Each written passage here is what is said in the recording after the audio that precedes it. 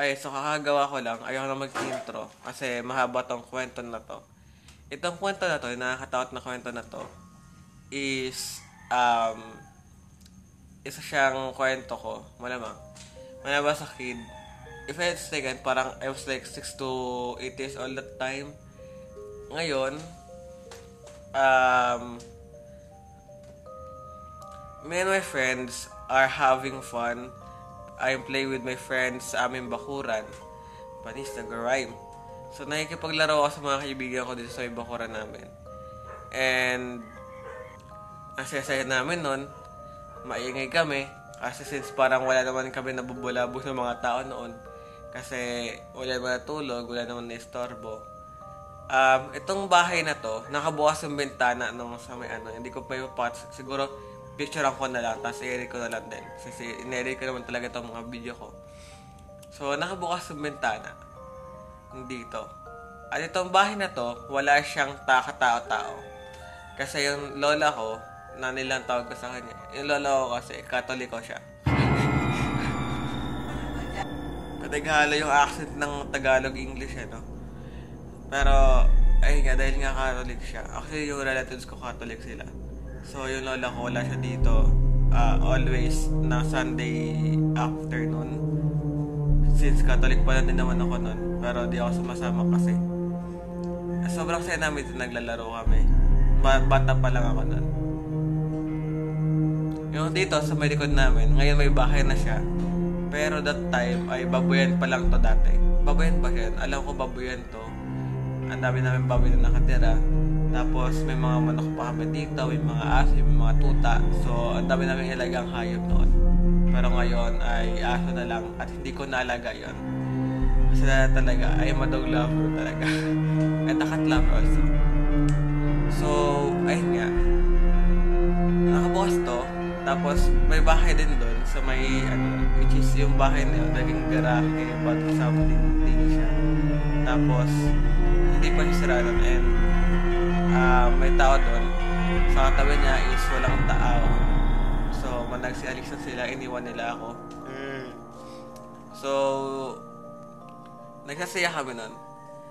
Nang biglang pagtingin ko sa may dito, sa may loob. Or actually, parang, ewan ko, bakit napatingin ako dito.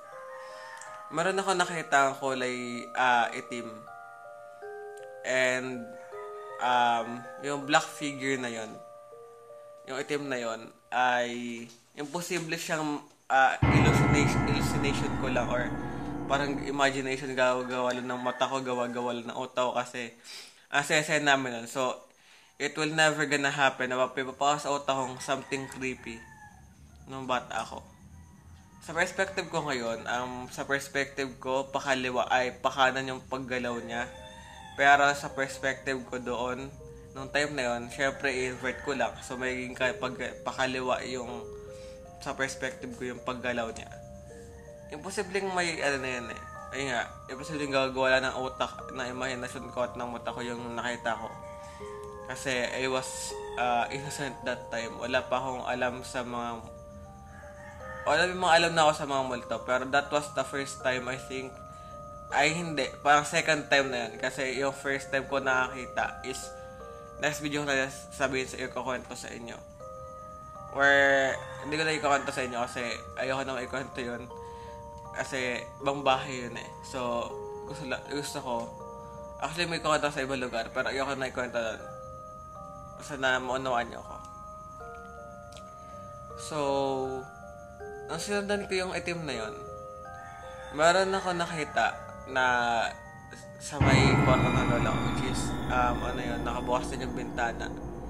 Meron ako nakitang babae na nakalutang, na nakaputi.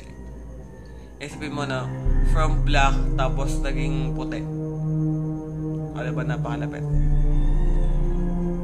Ang iconic, may something pa doon na hindi lang siya naging creepy. Talagang, sobrang takot talaga na yung magkakaibigan. Yung ate ko ay yung relatives ko na bigla nagbukas ng pinto. Na-expect namin walang tao. Bigla nagbukas ng pinto. So, nag-wait kami lahat.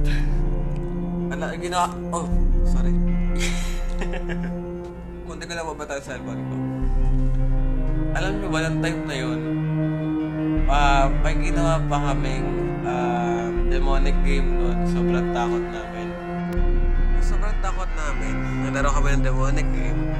Tapos, meron nga akong kaibigan, na kung saan. Sinabi sa amin kasi napadaan siya bigla. Basta yun. Napadaan siya bigla. So, nabi niya sa amin na lumawa sa amin isa, ganito, ganyan, or may mamamatay sa amin. So, tinigil namin. And sa sobrang takot talaga namin ng time na yun, hindi na namin alam kung paano iligpit, ano. Kung ano, yun, basta yun. Ang hirap mag-explain kasi natakot na kami nun. Saan ko ililigpit, saan ganito, ganyan. Talaga natakot talaga kami lahat. So, sobrang nakakatakot talaga siya. So, ayun. And, sa mga next video natin talakayin, yung mga next creep experiences ko dito sa bahay. So, let's go. So, end ng story na to. Welcome sa atin yung content at ito yung pinakaunang video ng content ko. Let's go! Andyan yung link sa baba ng FB account ko. Tapos andyan yung shared post ko. Latest shared post yung pin post ko. Yan. Kapag nakapag-open ako sa ibang phone kasi wala ko nun. Pero, yun nga. God bless you lahat. Magkita tayo sa video. God bless you all. Don't forget to like, share, subscribe, and hit the notification. That's all for you to be always updated on my future videos. Yun lang. See you!